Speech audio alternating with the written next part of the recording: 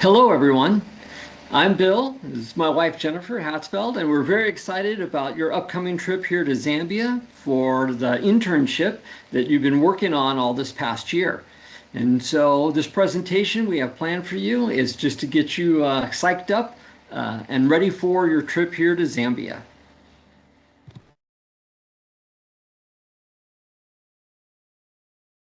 In Zambia, I go by William. It's just easier for the Zambians to say my name. And so, but I used to serve in the United States Air Force. I retired about in 2020. And I came to faith in Christ, though, in 1993. And so since then, I've tried to serve Christ in many ways, and as he has led, and currently he has led us here to Zambia. Uh, Now, I'd like to introduce my wife. Hi, my name is Jennifer, as Bill mentioned. I was also in the Air Force for 27 years. We met in training, and then were able to work our careers to stay together. My focus was more on healthcare research and nursing policy. I'm a nurse by background, and then got my master's in community health and my PhD in nursing.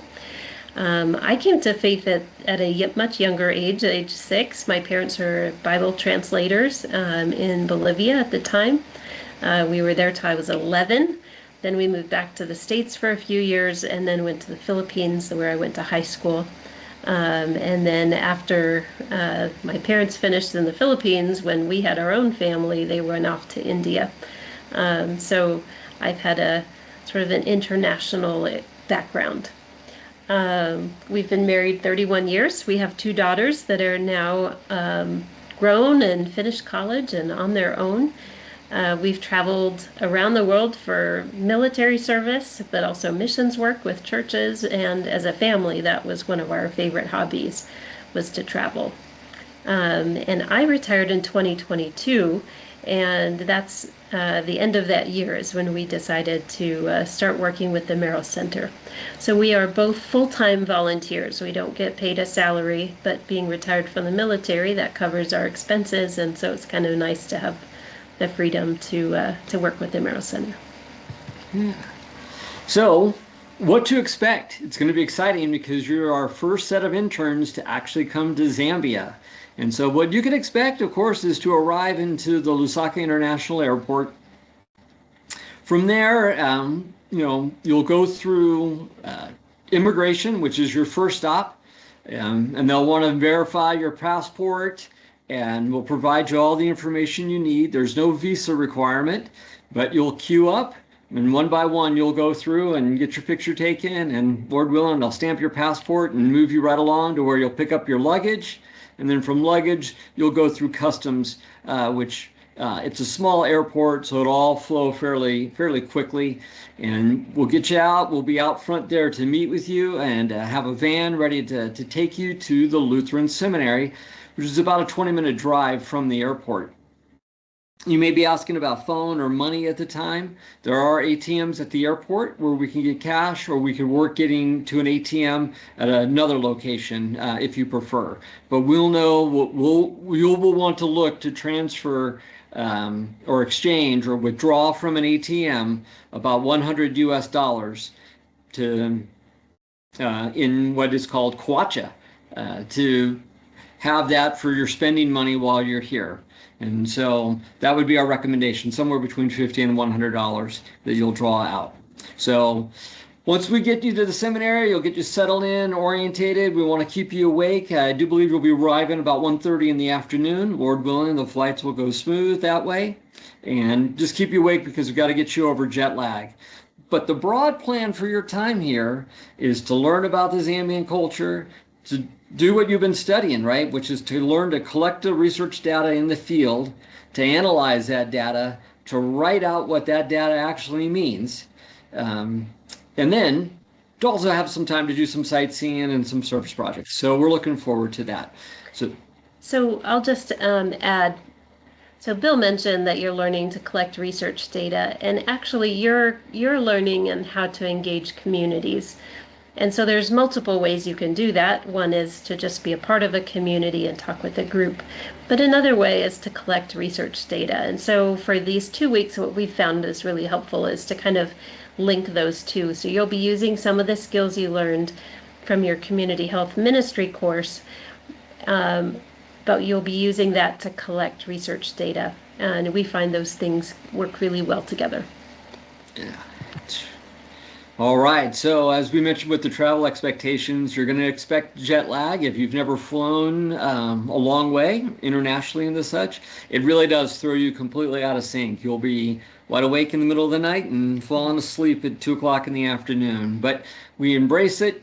You work hard to get over it. You can drink a lot of water on the way, which is something they recommend.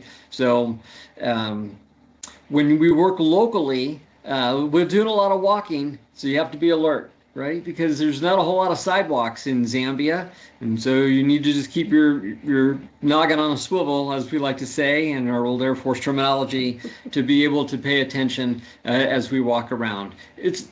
It's what everybody here does, so it's no real more dangerous than others, but it's just not as clean as what we're used to in the United States. So as we're traveling in a car around the road, some of the roads are quite bumpy and there are big trucks. It's a landlocked country, so to get supplies in and out, they use a lot of trucks to do that. And where some of the roads are nicer and newer, cars like to drive a little faster, and so we have to pay attention to that. As far as our in-country travel, as we move around, you'll notice the hard part and the big reason to keep your eyes wide open is you drive on the other side of the road. So you'll find yourself looking the wrong way and stepping out. And so you really need to be patient. Patience is the key to walking and moving around. Just be patient with it and look around. So as we drive out, we're going to be taking you out to some of the villages and outside of Lusaka, which is the capital city, to more remote places where the roads aren't well maintained or paved, and it's a little bit more bumpier, but that'll be all right. There's also not really much air conditioning. That'll be okay because it's not going to be the super hot time of year, so you're going to be coming at a good time. And then lastly, because we are in the capital city, as we move about, we were planning to have to plan for traffic jams and delays. So you'll spend a lot of time in a car as we go travel about. And actually, I shouldn't say car, we're going to be looking to get you into what we call a minibus van, so that can handle 9 or 10 of us traveling. So Bill mentioned delays, and for us who are American, often that's like really frustrating because we have some proverbs and some just things maybe we're not even aware of that we think about how we treat time. We think about time as money. We even have that saying, and the idea is that we have to be thrifty and be careful about how we treat time. There's another saying, it says, a stitch in time saves 9, which means we have to be timely and think ahead and plan and get everything lined up for that. We want to be the timeliness piece. The other thing is we say the early bird gets the worm, sort of that if you're first in line, then you can be successful or get what you want, sort of that aggressiveness. And as I mentioned, a lot of times we're not aware of that, but that's just how our brain has been programmed from when we were little kids and our moms told us to, get ready and get to school on time. So those kinds of things. But it's important to remember or realize that not everybody thinks that way. That's a unique thing for us as Americans. In Zambia and much of Africa, and honestly much of the rest of the world, the way they think about time is very different. Here's a couple of proverbs about time, and you can see that it's a different way of thinking about time. And a colleague who grew up in Sudan, she had a saying that really stuck with me. She said, time is a gift. And if you think about it that way, it's sort of something that you have and maybe you share and use, and maybe think about, well, I'll get that gift again tomorrow. And that's what God says, each day he brings us new mercies every day, or don't worry about today or tomorrow. Each day has its own worries. So these thoughts or perspectives about time are not necessarily bad, but they are definitely different. Um, and I would say, given some of the challenges with travel, with weather, with the roads, and all of that, this is probably a healthier way of thinking about time when there's so many factors that you can't control. Um, but again, one day of laziness cannot make an elephant rot. The idea that maybe you need a day off, or maybe today's not the day to get something done and it's not going to end the world. Um, don't do things in a rush because it doesn't make them good. So another thing, thing that perspective that's a little different than what we might think as Americans. The tender bamboo cannot be eagerly desired for building. In other words, sometimes you have to let things mature to the right time before you can do that. And again, you'll start to notice them, but it's important to be aware of it up front. And the reason why is because there's something called culture shock. And I think we might have given you a couple of resources, but we just wanted to bring it up now because you're comfortable, you're in your own setting, you kind of know how things work. But when you're here in Zambia, things are not going to be quite the same. So if you're learning about it when you get here, that might be a little too late. But culture shock is really sort of that disruption of your balance. When you go to somewhere that you know well, you're really familiar with it, you know how things work, to when you go to a setting that you don't know how things work. And it's kind of that, like if you've ever been dizzy, it's can sometimes feel like that. But sometimes it looks a little different. So you might be disoriented, that's kind of that dizziness, but you also might be suspicious, like why are they looking at me? Why did they say that? Why did they do that? You might start to find yourself kind of concerned, like I need to keep everything clean. I'm trying to control my environment in some way, and maybe I can do that by cleaning everything. You might lose perspective. Often you get frustrated and sort of angry with what people are doing or saying or how they're acting, even though they're doing their normal day-to-day things. It might grate on you a little bit. You might also overreact and say, this is terrible, this is the worst thing ever. Or you might just be really mentally tired. One or both of those can happen. You might feel really bored, not be wanting to do anything. Even physically, you can feel that way. So those are some like really tangible ways that you might start to feel culture shock.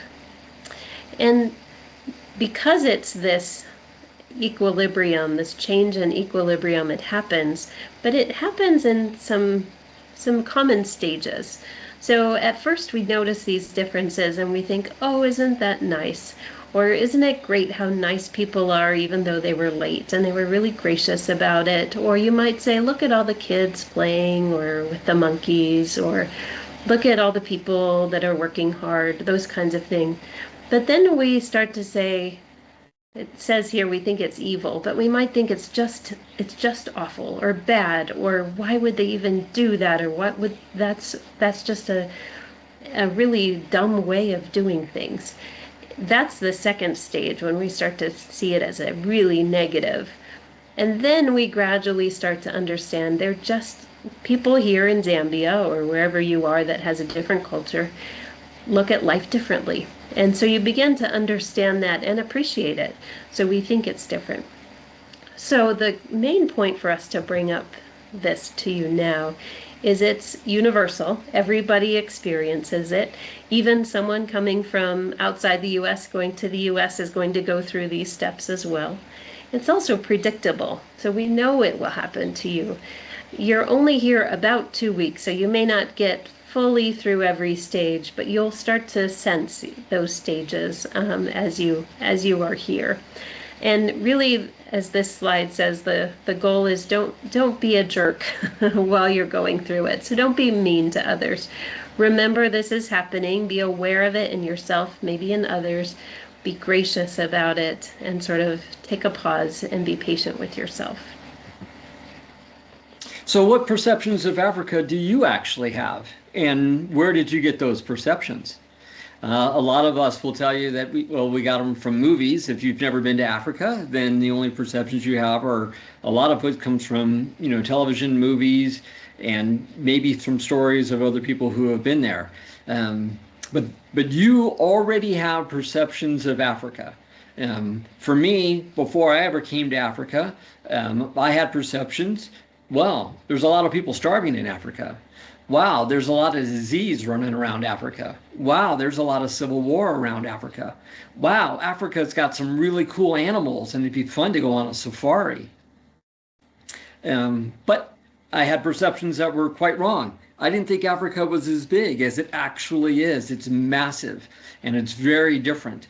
And so from the top to the bottom, from the east to the west. And so understand where your perceptions might come from and don't try and hold to them so much until you get here and you actually see. Because the next thing, what's going to happen, of course, is what are people's perceptions of the US? So what do they perceive about you when they find out you're an American? More than likely, movies are one big indicator of what they think because it's what they've seen. But you know what? They've seen a whole lot less than you may have thought they have seen. So we have a perception that, oh, the whole world knows all about us. Actually, not so much. But they do have perceptions, one of which is you have money. That right off the top. If you're here in Zambia, it's because you have money. You must be wealthy. You know, and you might not feel wealthy, you might not think it, but compared to the average Zambian, they're going to see it that way. So they have their perceptions of us as well. So what does this look like in reality then? When you step into the culture, more than likely what you're going to feel and see right off top is that visible culture. You're going to get to experience the foods, you're going to get to experience some of the festivities or activities that might be going on. You'll see, of course, the fashion and just the how-abouts that they are doing here. In Lusaka, the capital, because it's the capital, there's a mix of quite a bit of modern as well as quite a bit of poverty, just like with any major city. And so you'll be able to go into a mall. We'll be taking you to a mall. And so you'll see that the visible culture of the mall and the people walking around and how it's going and the such. But then you'll also start to see that deeper culture, what they value or what their attitudes or beliefs or dispositions are about things. You'll start to recognize it in well, why are they wearing those clothes? Or why do the women have their hair like that? Why are those guys hanging out together? Why are they speaking their own personal language at this point and not English? Or why are they speaking English at this point?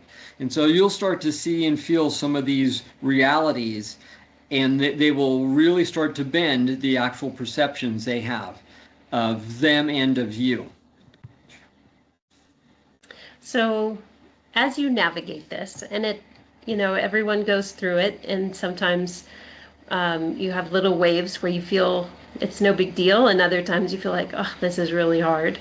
Just keep in mind the cultural humility and realizing that it's impossible to really know about a culture except yours that you've been in for as long as you've been alive. You have to be self-reflective, thinking about why did I feel angry about that, or why am I frustrated when they ask me for these things. Understand your own biases. What are you thinking about? What are your assumptions, or what are you assuming that they are thinking when they ask you these things? What are your values? But being able to move beyond that and really being mutually respectful. Understanding that each person, and as Christians, this is part of who we are and what we believe, that each person is valued, made in the image of God, has certain gifts that they've been given, has a personality and a family and a community, and understanding that what they have is just as valuable and as meaningful as what you have. This is a skill that takes some practice, and so as you are here, we look forward to working with you on that.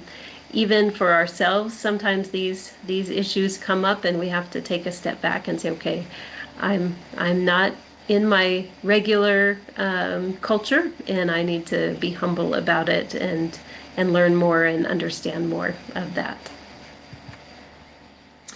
So yeah, the cultural expectations, right? You're probably going to get a lot of questions. Where are you from? What are you doing here? Requests for help. So as Jennifer and I walk around, we get requests for help. Can you help me with money? Can you give me money? Can you give me money with no justification whatsoever? Just can you give me money? Um, Actually, I get asked if I would hire people. They tell me, I'm looking for a job. Can you hire me? Because you look like a boss. Literally, that's what they say. And so Brian and Tim, you might get called a boss a couple of different times while you're here.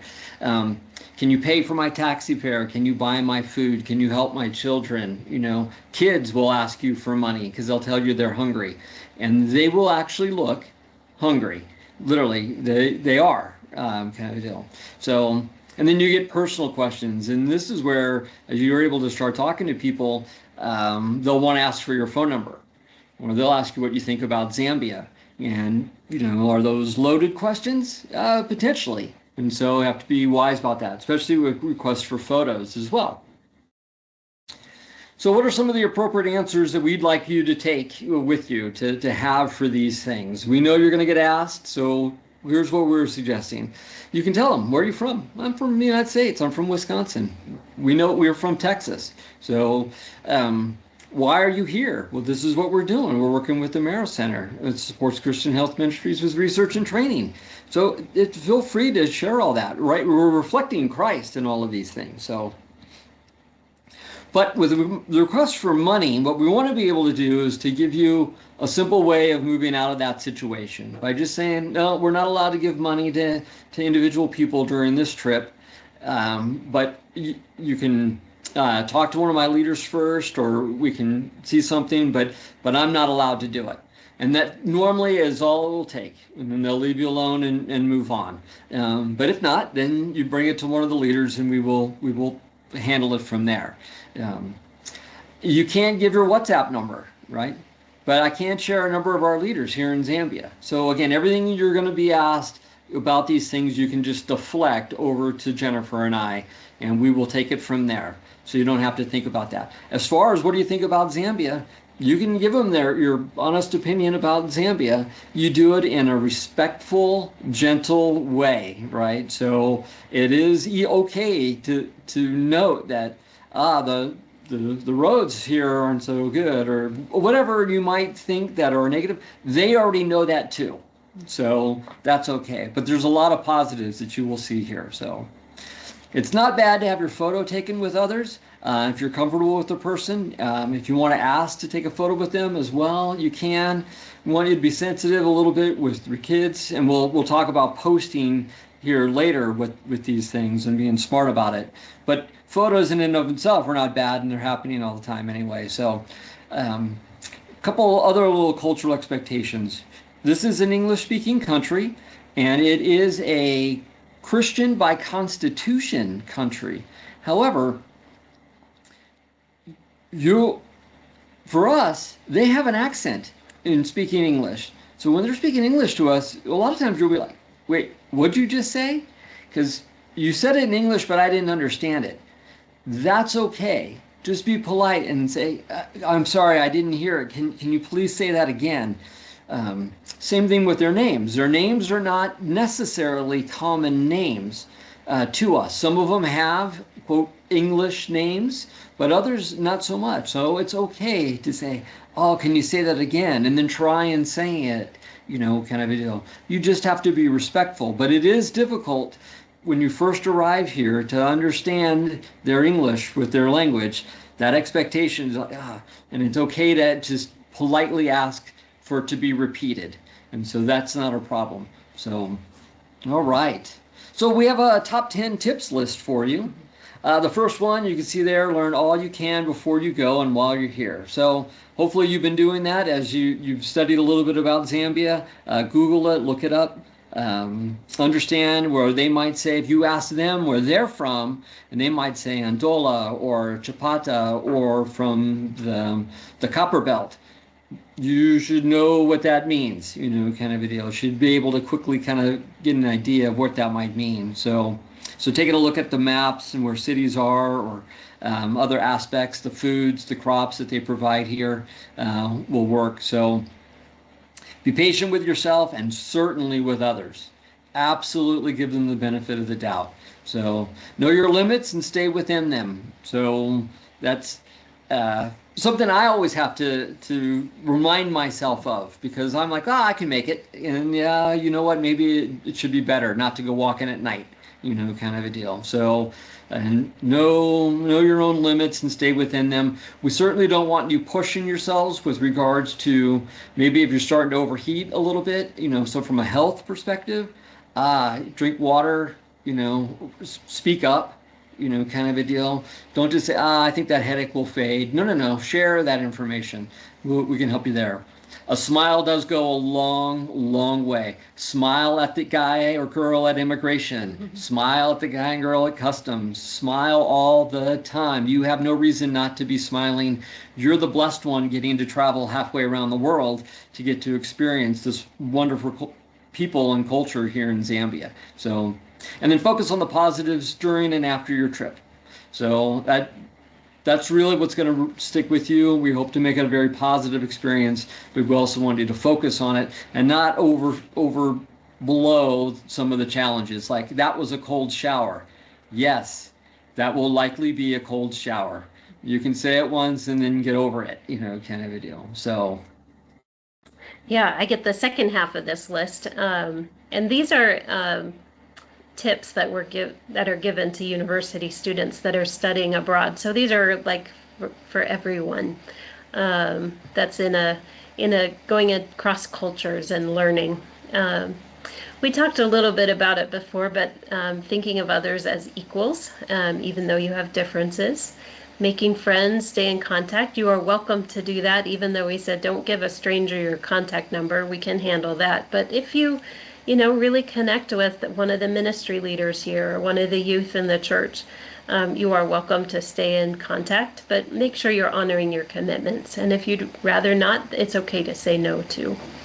Learn a little bit of what you can with the local language.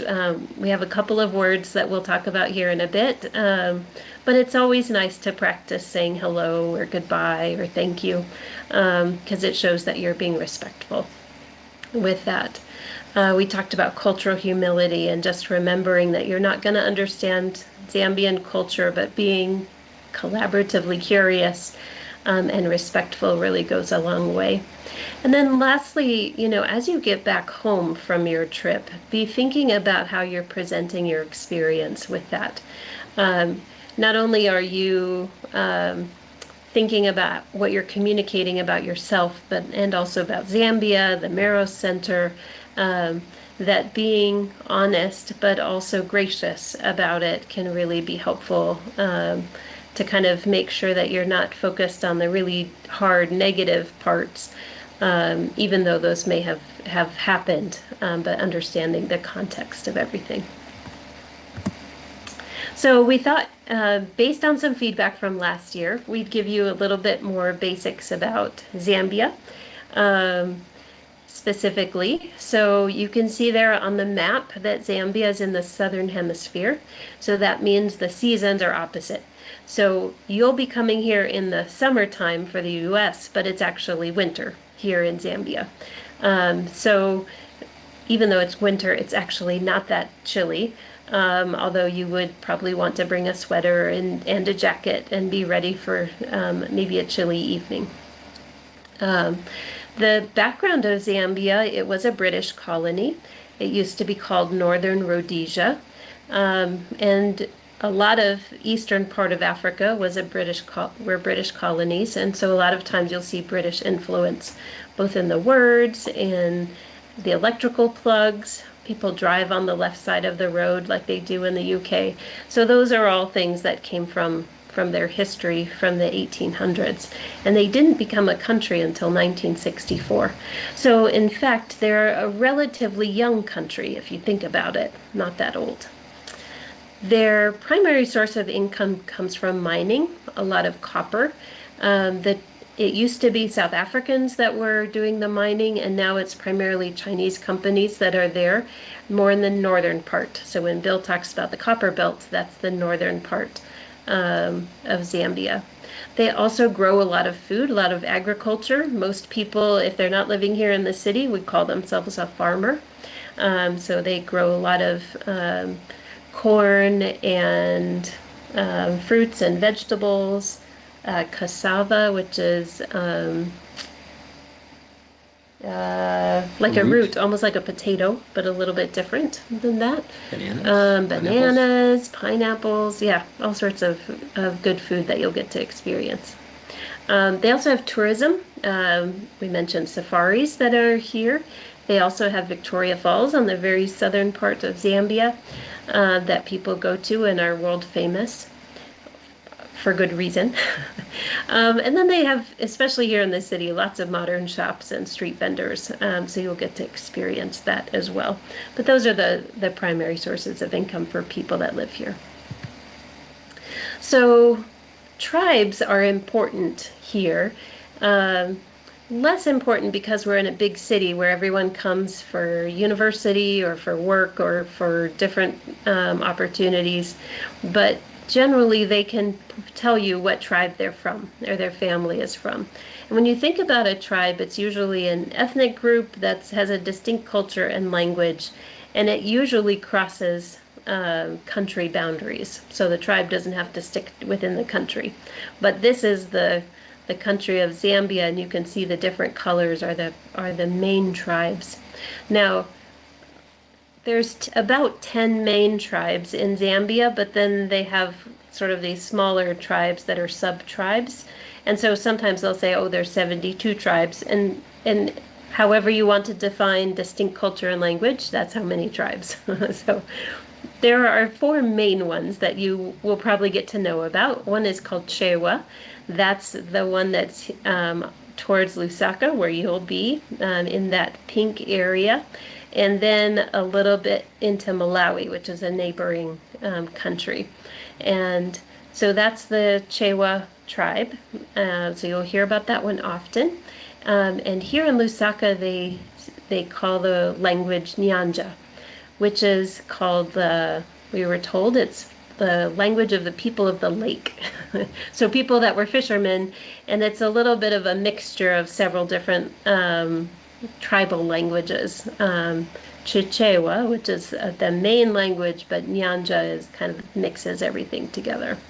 Another big tribe is Tonga. That's in the southern side. You'll see that light purple one. Bemba is the northern one in that yellow side. And then Lozi is more in the western side. But those are the big ones that you'll hear about if you ask someone, what tribe are you from? They'll tell you. And you can have a sense of where that is. It is part of someone's identity. That's sort of the idea that that's my background, almost as if you were to say, you know, my family is sort of has German heritage, or my family is originally from Wisconsin or from California or wherever. That idea of you feel like it kind of explains something about you, and that's how tribes are with that. But in big cities like Lusaka, it's less important, and there's a lot of cross marriages across tribes and friendships, and people work together, so it's less of an issue with that. They do have a saying here in Zambia. It's called One Zambia, One Nation. That started in 1964. The idea is, even though you're from one tribe, we're all Zambians. Similar to the U.S., how we had to kind of say, hey, we're all Americans here. Regardless of your background, we're all Americans. It's the same idea that they're trying to have that national identity in addition to their tribe. So I mentioned Nyanja is the language spoken here. So there's a couple of words that might be interesting for you to learn, and maybe you'll remember them, and if not, that's okay. So Muli Bwanji is how are you? That's sort of how you say hello, but it does mean how are you? And the answer, a good answer for you is Bueno Bwanji, which is I'm good and how are you? So that's a good one to know, because when people will say something to you, if you can say Muli Bwanji if they haven't said anything yet, or if they did ask you that, then you can say Bueno Bwanji. The word for thank you is Zikomo. So that's an easy one to remember. And again, even if you don't know anything, if you want to say thank you at the end, like zikomo, then everyone's really appreciative that you're giving that, you're trying. Um, Here's another phrase that says, my name is Zina Langa Nyi. So those vowels that go together, the first one's a little softer than the second one. Zina, so the D is soft, the Z is a little bit more, Langa D. So, and then you would say my name, Zina Langa D Jennifer. Again, you can try it and you can struggle with it and then you can laugh about it together, but that's a good one. Another handy one when you're saying goodbye is Tizawa Nana. That one flows a little bit better, Tizawa Nana. So just a couple of words. You are welcome to Google some more and practice or however you'd like to do that, but it's kind of handy to have a few in your pocket. When it comes to food, Zambian food is pretty standard all across the country. They have the main staple, like sort of like when we say in our Lord's Prayer, give us today our daily bread. In Chichewa or Nyanja, the Lord's Prayer says, give us today our inshima, because that's so important to what they are. That's that white stuff there. It's a really thick maize porridge, a lot like polenta. And we look forward to showing you how you eat it with your hands, and you'll love it. It'll be great. They will often have beans as well. That's another staple crop here that's easy to grow. It has a lot of good protein, so often that's available. And then the greens that are there, you can see in the photo, that's another one, a good way to get sort of the good iron and vitamins that you need from your food. That's pretty standard for a day-to-day Zambian. Sometimes there will be meat, so like chicken or beef stew. Goat is common also, so you'll get to give those things a try. It's not spicy, it's more of like just a savory, almost like a chicken soup, but without the sage flavor if you are a foodie. And then they have lots of fresh fruits. Banana, guava, lots of citrus. Avocado is another one that you could probably expect to see. So there's just an idea of what you'll see with the food. We try to make sure that we have a blend of a little bit of Zambian, but also some familiar foods, so we can make sure you don't go hungry. And we're planning to have you run through a cooking lesson. Yeah. And so you'll be on the schedule to learn to make some of this. Learn how to make enshima. Yeah. All right. Zambian dress. So like many other things, it's a mix of modern styles and then traditional fabrics. So this top upper right corner of these ladies, this is very common of what you'll see here, even in the city, sort of a blouse or a dress, and then they have this chitenge, which they wrap around. It's 2 yards of fabric and they wrap it around like a long skirt. And it's just a handy thing because then they can use it for many things, and it's just an easy way to get dressed. But also a lot of younger people especially use that same fabric, the chitenge, and they have it made into regular clothes. So you could see these photos here. People are not afraid of color or pattern. But you can also see that for most people, they're pretty conservative with their dress. So no shorts. You won't see shorts when you're walking around, either unless someone is actively exercising, and it's usually men. You don't usually see ladies in shorts. Most older women will wear these skirts, the chitenge, or a long dress. Younger women will often wear pants or skirts, slacks, that kind of thing with that. So that's what you can expect to see. When you're here, we do ask that you think about dressing a little bit more professionally, because you're not here to be a tourist, although we will do some sightseeing. You are here to be part of the community and kind of in a professional setting. So we ask you to think about that as you get ready and think about what clothes to bring. And there'll probably be an opportunity, should you want to go and buy a dress like this for the ladies there. I don't know, Brian and Tim, you probably don't want to, but in any case, that I know it is quite fashionable in some of these patterns to change A, and so it might be, there'll be opportunities to do that. Yeah. All right, so that's your big sort of big hand of Zambia and what to start to expect and to start to think about while you're here. Our prayer for you, of course, is that you would feel a part of the community. The Zambians are very welcoming people. So as you get here and you start to interact along with people on the seminary campus and then in the community and out from there as we're working, I think you'll feel that they are very welcoming.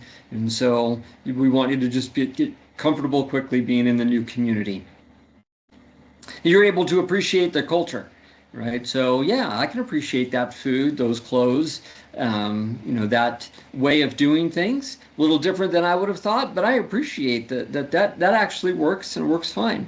You'll learn more about the community-based research. All right, this was part of the whole drive to begin with, and what we believe will carry you forward and be very valuable to you the rest of your life as you learn about how to do these things. That you'll learn more about health ministries in Africa. You hear a lot about what is going on with health in both the United States and around the world and the such, and then you get appreciation for what people are working through here in Africa. And of course, that you learn more about yourself. You're taking on the excitement and the adventure of moving yourself to a whole new location where it'll be different. And so how will you respond in this will help you know more about yourself. And that you actually have fun and make good memories. That's, of course, a big prayer of ours. And in all of this, we're representing our Lord and Savior Jesus in what we say and do and how we do it. And at times it'll be more challenging than others, but together we will go far. Which is another good African saying. And so our prayer for you as we all meet up is together we will go far in all of it. All right. Well, we look forward to seeing you in Zambia, where we are now, as well as in Wisconsin when we are there. And we look forward to seeing you in person and pray God's blessings on your studies and on this trip as well. God bless. That was great.